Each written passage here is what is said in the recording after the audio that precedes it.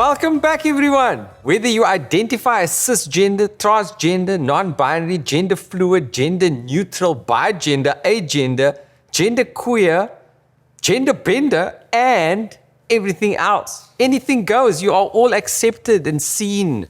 No judges. So welcome to all of you to another episode of Under the Microscope.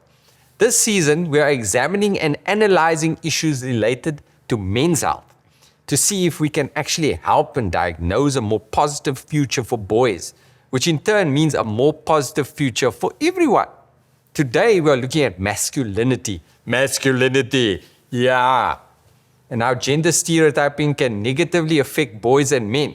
Not to be confused with boys to men, because those guys really knew how to express their feelings. And so we've come to the end of the road. They knew how to express their feelings. But firstly, what is the definition of masculinity?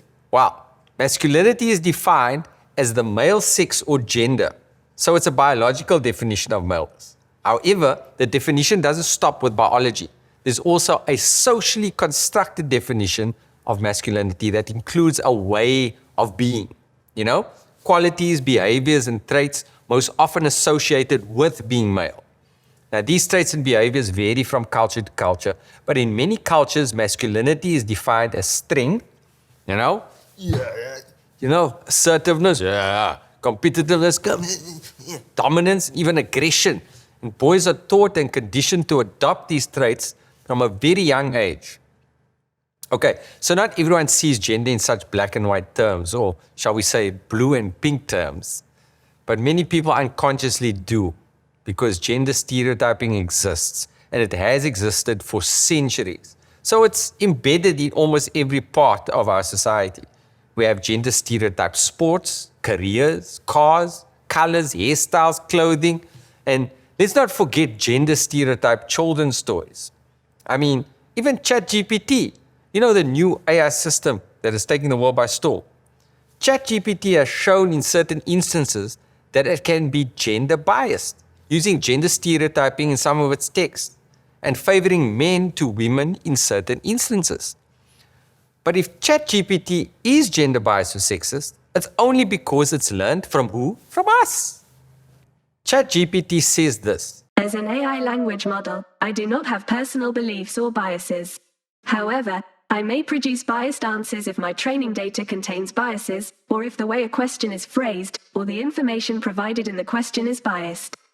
It's important to recognize that biases can be unintentional, and that it's crucial to address and correct biases in both data and language to prevent perpetuating them. Now, ChatGPT isn't even human. It's artificial intelligence, and it's more woke than us people, bruh. This non-human entity recognizes that biases can be dangerous and that it's crucial to correct them and prevent perpetuating them. So why are we humans not able to do the same thing? Why? That's what I'm setting out to do, to address and challenge certain biases and gender stereotypes that are not working in our favor. I want to challenge certain masculine myths, made-up ideas that perpetuates gender inequality and prevents boys and men from truly expressing themselves and facing their feelings. It can also lead to boys and men actually feeling inadequate or other if they don't measure up to being masculine. Now, the first myth, boys don't wear pink.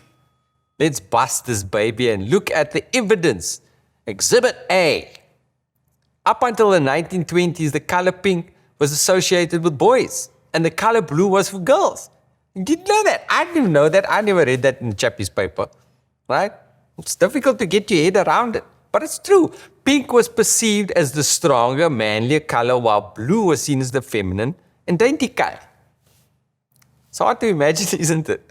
But then gender stereotyping of color flipped. And by the 1950s, fashion marketers had entrenched the idea that pink was for girls and blue was for boys. And that's where we still are today. Let's move on, people. It's just a color. Wear pink, not because you're making any kind of statement, but because you just like the color and you're totally secure with yourself. Moving on. The next myth of masculinity is that boys and men can't wear dresses or skirts. Recently, I don't know if anyone saw this, a parent tweeted that her son asked her to buy him a dress. So she did. This got some in the Twitter burst frantically tweeting, bro. Right? Creating arthritis in their fingers, bro. Some saw this parent buying a son a dress as an attack on masculinity even. Yo, look, I don't know if I would buy my son a dress, but I don't know if this is an attack. Because, I mean, both of us, my son, when we go to mosque, we wear dress-like garments. And we think about it, for centuries, men wore dresses and skirts. Men started wearing pants around the same time horses became domesticated. And the only reason men switched to pants was because they were more practical for horse riding, not because they were more manly. Ew. Today, there are still men who wear skirts and dresses. Zulu men wear skirts in traditional ceremonies. Priests wear cassocks, type of dress. Middle Eastern men wear robes. Scottish men wear kilts so their plums can get more freedom. Freedom. Right? We don't judge these men for not wearing pants. So why are we shaming little boys who want to wear dresses? You know, maybe we should rethink this. Moving on to the final myth of masculinity, that you can't share your feelings, show emotions, or express yourself for fear of being seen as weak or girly. The boys don't cry trope. It's tripe. This harmful gender stereotype is creating emotionally dysfunctional boys and men. If a person cannot express their true feelings and bottles it all up, this can obviously lead to resentment, rage, feelings of rejection if they don't fit into the mold of masculinity, and ultimately even depression. No wonder boys in South Africa are more prone to bullying than girls. I mean, men in South Africa are 4 times more likely to commit suicide than women.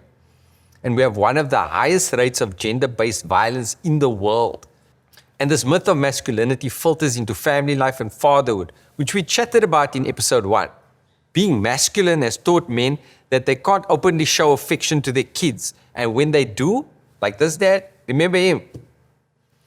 The community's backlash is illogical and doesn't prove that masculinity argument. In fact, it just makes masculinity seem insecure and out of touch and cold-hearted. So to crush the masculinity myth that a real man can't show his true feelings, I give you Exhibit C. A man who openly admitted he cries. Who's that? You know? Arnold, I'll be back. Arnold, I'll be back. Schwarzenegger. Yeah, that bruh. He recently revealed that he cried all night after an unexpected defeat against his competitor Frank Zane in 1968. I mean, Arnie admitting he cries. That's amazing, right? And he didn't just cry, he cried all night. Wonder how Arnie actually cries. And he's like, yeah. Yeah. I lost Maria.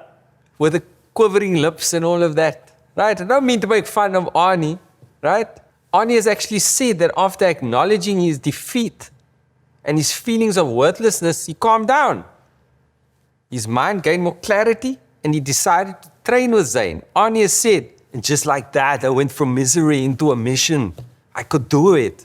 Now, if Arnold Schwarzenegger doesn't represent the dictionary definition of masculinity, then I don't know who does. And he realized that confronting his feelings was like tapping into a superpower.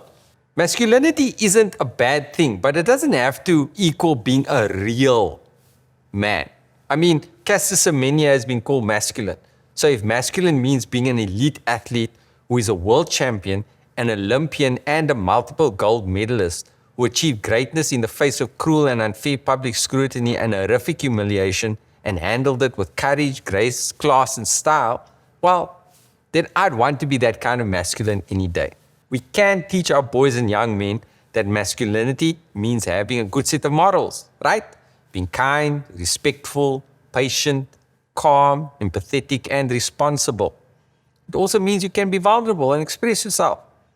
You know, boys need to be seen, heard, and accepted. And if we do this, we'll have less bullying, less gender-based violence, and we'll have better fathers, better husbands, better boyfriends, and more thriving and healthy families and communities. If you or someone you know could do with some guidance or help related to these issues, then click on the link in the comment section. Help and support is available. Until next time, guys, peace out. This is Dr. Riyad Musa for Under the Microscope.